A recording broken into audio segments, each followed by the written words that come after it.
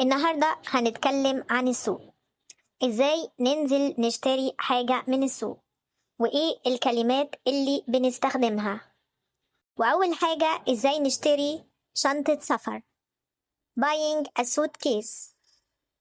أي خدمة، تحبي أساعدك في حاجة؟ أيوة لو سمحتي، كنت بدور على شنط سفر ب4 عجلات.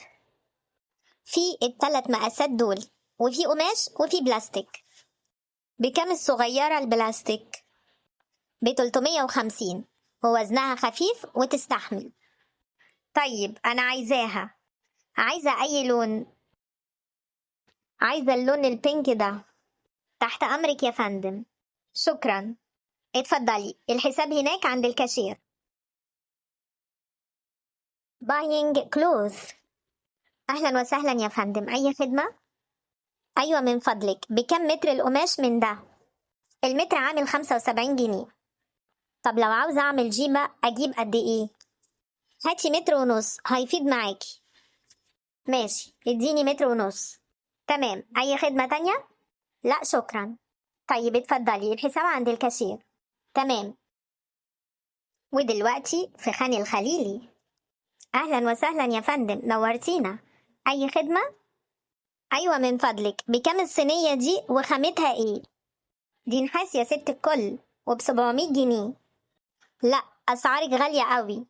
أنا شفتها في محل تاني ب450. سلام عليكم. طب استني بس، 500 يمشي معاكي طيب؟ لا، 450. طيب ماشي يا ست الكل، مش هزعلك. الشبشب ده بكام؟ ب200 جنيه. بس ده سعره غالي قوي. آخره كام طيب؟ عشان خاطرك والله هديهولك ب150 جنيه. لا، هاخده ب100 جنيه. خليهم 125. ماشي. مبروك عليكي، تحبي ألفهولك؟ لفهولي لفة حلوة كده. اتفضل معانا، شوف الميداليات والتحف. شكرا، مش عايز. طب خد فكرة عن أسعاري، مش هتلاقي زيها. مش عايز اشتري اساسا، متشكر.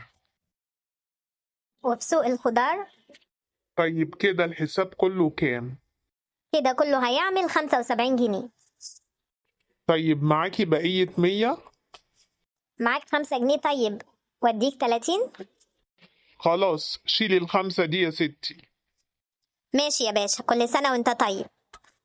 وانتي طيبة.